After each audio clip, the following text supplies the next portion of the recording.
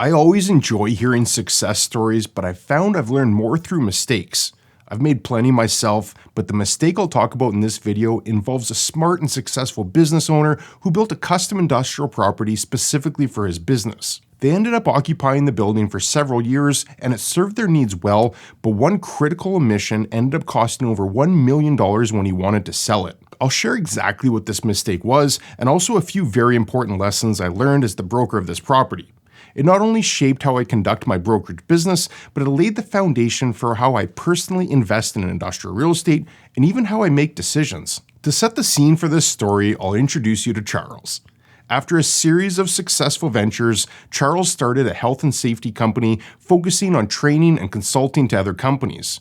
Charles fit the mold of a typical CEO. He was well-educated, well-spoken, well-dressed, and just an outstanding person overall. It's probably not surprising then to hear that his new company quickly flourished, and before he knew it, he was in a position to purchase an industrial building for his business.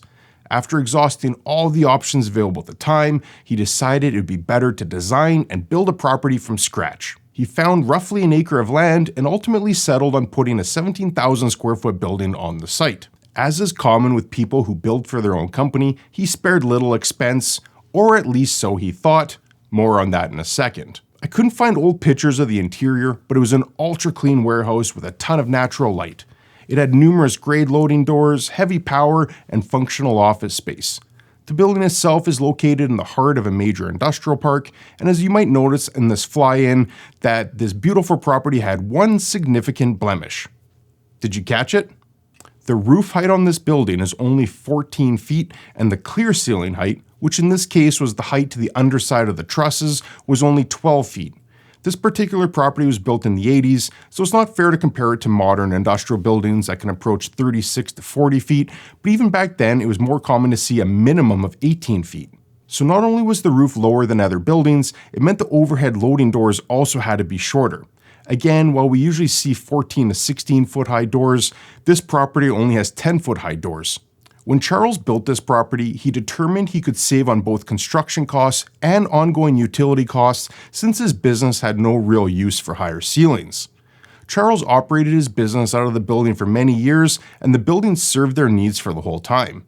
But eventually the time came for Charles to sell the company.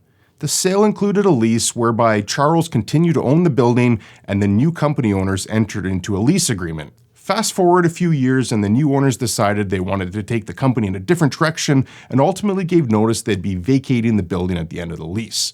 Now that it was coming vacant, it completely changed the economics. A 17,000 square foot building on 1 acre in a strong market is a very hot commodity, or at least it would have been were it not for the low ceilings. We dug through all the similar property sales and took into account all comparable properties currently available for sale. We knew a discount would be required to offset the loss in functionality that came with the low ceiling heights, but we completely underestimated how much that turned out to be.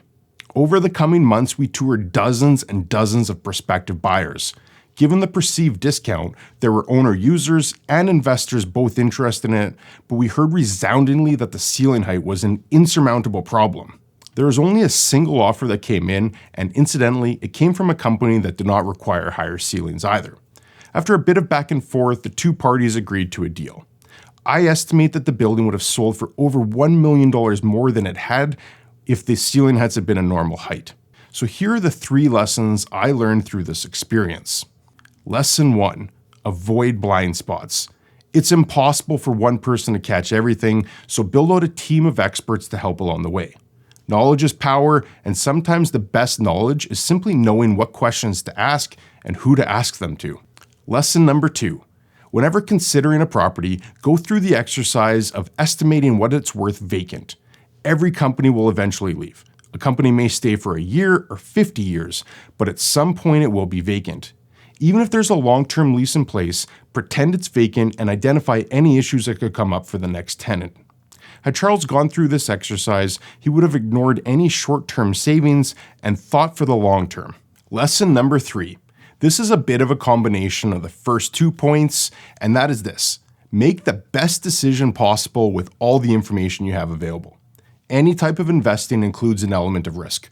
A treasury bill is virtually zero risk, whereas a property such as this one could carry substantial risk for an investor who doesn't account for the low ceiling heights. As much as I invest for yield, I'm also fanatical about risk minimization. When it comes to investing in industrial real estate, I feel the best chances of success come from being an expert in your local market, having a deep knowledge of industrial properties as an asset class, and fully understanding the pros and cons of any specific property you consider. That puts an investor in position to make the best decision they can with the information they have available. All this said, I'm just a dude sitting in front of a bookshelf and I don't know your own situation, so I think it's healthy to be skeptical when it comes to anything to do with real estate or investing. And of course, always do proper due diligence before making any investment decision. If you made it this far, I'd greatly appreciate a like or a dislike and a comment below. I'd love to hear if you have any similar experiences where you learned a valuable lesson through a negative situation. Thanks for watching. Catch you in the next video. I'm also fanatical about risk minimization. We'll edit that out. When a you gotta screw up. We'll edit that out.